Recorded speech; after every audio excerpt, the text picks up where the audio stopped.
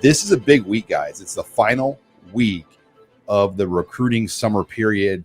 Then things go dead. There is 1 week in late July you're allowed to bring visitors in, and that's a hit and miss week for a lot of programs. So really, Sunday is kind of when everyone's out of the office and on their vacations. But this weekend, there's a lot going on. Nebraska, I think, expected around 14 official visitors. Then they hosted 3 or 4 more during the middle of the week. So it's been a near 20 visitor week. But the big development is at Bellevue West. Obviously, Isaiah McMorris, Daniel Kalen were going to visit Nebraska all along this weekend. Daevon Hall, that story has kind of swung back and forth. He was set up to come to Nebraska, but said he was going to go camp at Tennessee. And then he goes to camp at Tennessee, runs 22 miles per hour, by the way. They time miles per hour there. That would be the second fastest time on the Vol roster right now, according to Austin Price of On3, VolQuest.com, and doesn't get an offer. He didn't get an offer for 2 weeks. Then it didn't look like Nebraska was going to take Daevon Hall. So Daevon Hall last Friday goes to Kansas State, visits Kansas State. Daevon Hall's father is at the Nebraska camp with the younger son watching him compete at Nebraska's camp. Somewhere on that Friday, he crossed paths with Matt Rule, talked to the staff, and things have kind of taken a turn where all of a sudden K-State maybe was going to get Daevon Hall. Now all of a sudden his situation at Nebraska appears to have come back. But in the meantime, Tennessee came in with an offer when the Nebraska thing came back around. But I think Tennessee might have been too late. If Tennessee offered Daevon Hall a week ago, they have the guy. He's theirs. Daevon Hall, 6'2", 190. Offered as a freshman in high school by Scott Frost's staff. 62 catches last season, 974 yards, 11 TDs. Now, he has run a 10.62. And he's like a 6'11", 6'10" high jumper. Oh, boy. 6'11". Is he really 6'11"? Yeah, 6'10", I think. 6'10". God, 10.62, 6'11". This would be a sizable get, and it has been an interesting recruiting story. Kansas State must have thought, what is going on? How could we get this kid right now? Well, he hadn't returned their calls for 2 years. And Iowa was in the same boat, the communication with Iowa. I mean, I think Daevon Hall in his heart and his mind thought that he was going to go to the SEC. A&M, Mississippi, Arkansas, possibly Tennessee. I think you find out real fast how the recruiting process works. There are offers, and then there are committable offers. And not all offers are created the same. An offer might just mean an invite to kind of come to the party. Yeah. Doesn't mean you're going to get asked to join the party, join the team. Right. And, he was trying to communicate with a lot of these SEC teams, and he wasn't getting any correspondence back from them. Then all of a sudden he had nothing. Yeah. And that's when he goes down to Kansas State. Then things have taken a turn with Nebraska, and then Tennessee comes in. I mean, recruiting guys is nuts. Yeah, it is. But what's very evident is that Daevon Hall can play, and there'll be someone will lock him down, and they'll have a good receiver on their hands. And it'll probably be Nebraska, is what we're looking at here. I remember when I covered his very first high school game as a true freshman. Sean sent me out there and said, "Hey, keep an eye on this Daevon Hall 2020, guy." Right? Yeah, 2020. See what he's all about. And I think like on the first or second drive, he hits like a 60-yard TD down the sideline As a freshman, you're just like, whoa. And I talked to him a little bit afterwards, and he said Xavier Betts was like his role model, And so like, there's a lot of similarities there, in just the terms of, I think, immediate impact that he could have. You saw those flashes from Betts right away. When he first got his taste at Nebraska. And so, I mean, if Nebraska ends up getting him, they have that type of player in Daevon Hall. I mean, he's one of those guys that was built for the big stage. He has all the athleticism, all the intangibles. And, if he can put it all together, I think that could be one of the biggest in-state coups that Nebraska's gotten in a while. Yeah, and he'll put up numbers again this year. That's an air raid offense at Bellevue West. They throw the hell out of it. They have some good receivers, but I'd say, Sean, are their three best Daevon Hall, McMorris, and that Jermaine Green? Is that their three best? Are you with me? Well, they got the two main, McMorris and Hall. I mentioned them, yeah. And then Jermaine Green and then Keith as well. Oh, yeah, I forgot about, Kent and Keith's son. Percy Caprice Keith. Caprice Keith. Yeah. I mean, they've got guys. Omaha South's best linebacker that led the state in tackles. Sheard is transferring there. His dad went to Gross with me. Jason Sheard was his name.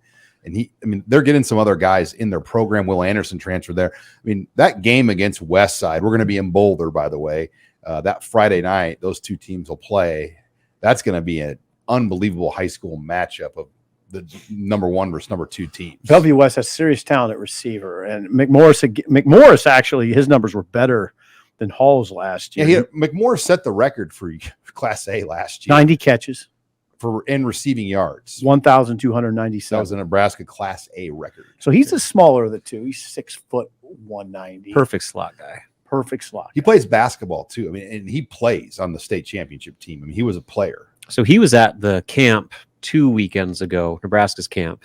And at one point, I think he was a late addition to the roster because he wasn't originally expected to be there.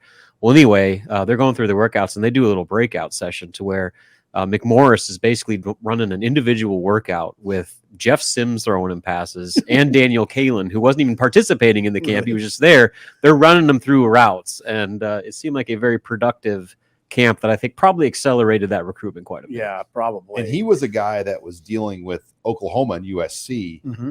And he was kind of put on the back burner with those programs. I mean, he just never had the green light from either program. Mm-hmm. And that's what happens. And Robin, you see it in basketball, those top programs, you find out when there's a spot, they have certain people they want for that spot. And they're not going to let you just take their spot until they know the people they have over you tell them no. And let's face it, the receiver position it's got to be highly competitive in that recruiting world because there's a lot of them. Mm-hmm. You know, there's 400 good receivers. Well, there's like 64 stars a year. Yeah, okay. 64 stars. Something crazy like that. It's like that many per year. Right. It's the easiest position to find 4-star players at. Right.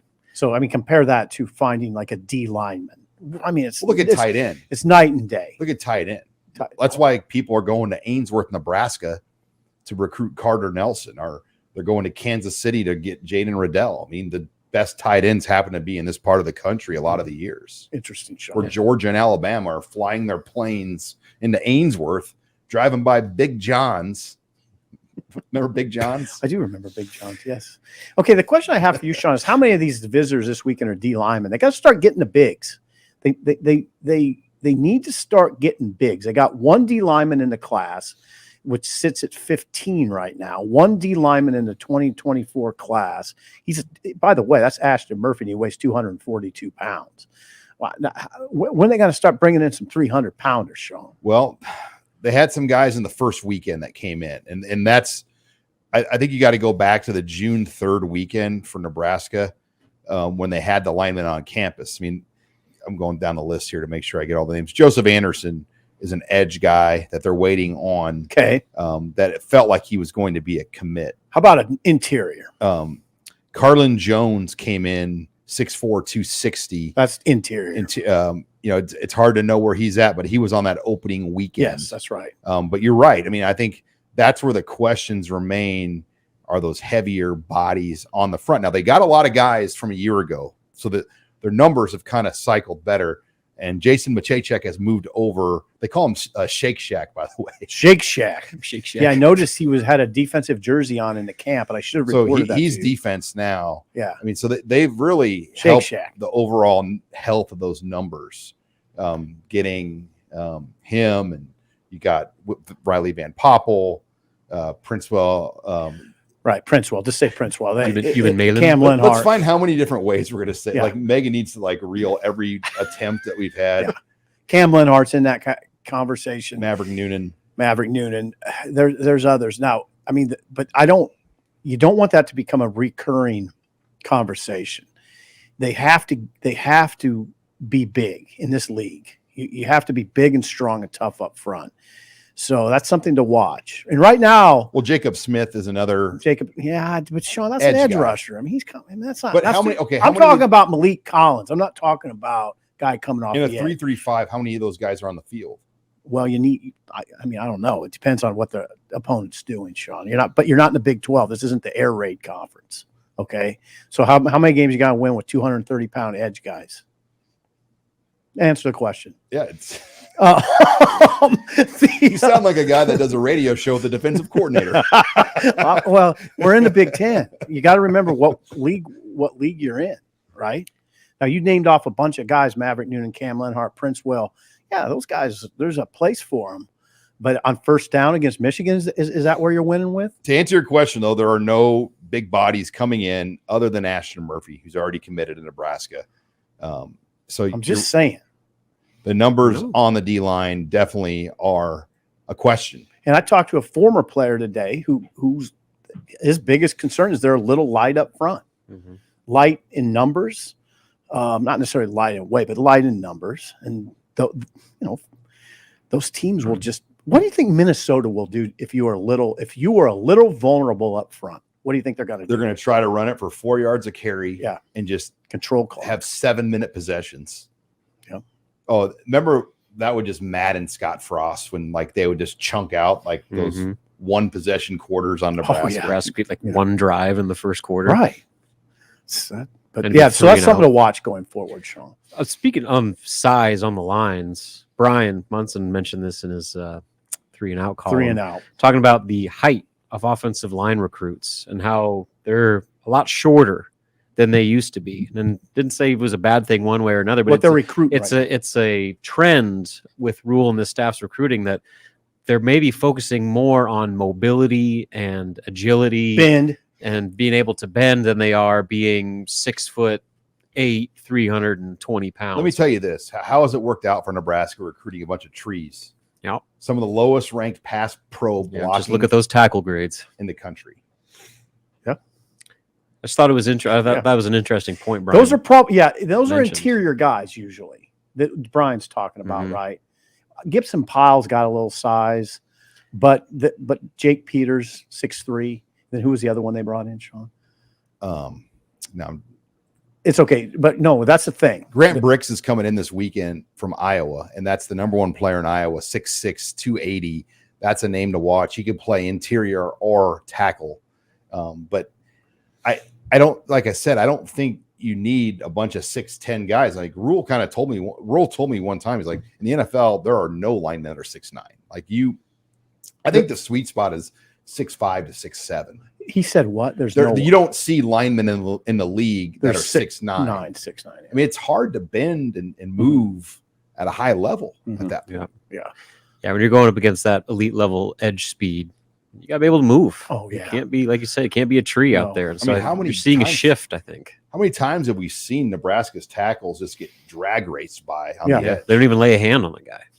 And we're not talking like about exotic pass moves here. I mean, we're talking about just a simple straight speed rush. Right. Like the Rutgers game. Yeah. I mean, the Rutgers game, I felt like I was watching two drag racing cars come off the end for an entire game on Casey Thompson. Casey felt like that too. And then a bulldozer decided to come up the middle too. Yeah. I think Casey's nodding if he's watching. It was like two dudes and then a bulldozer up the middle. Yeah, that was great. And Casey was getting mummy wrapped at halftime. Remember, he was late coming out. We didn't even know if he was coming out. Yes. Then he came we were out. Concerned for his safety at that point. It's like, so you pull him out just to save his life? Well, that was the game too. Like Mark Whipple, couldn't even walk. I mean, they used golf carts to get Mark Whipple around. I mean, that was a late night in New Jersey. What a time! The Nissan Titan truck night. I think we're gonna go with Titan on that one. You're back to Titan now. We're back to Titan. Okay, Sean. Ramir. Yeah, what a season!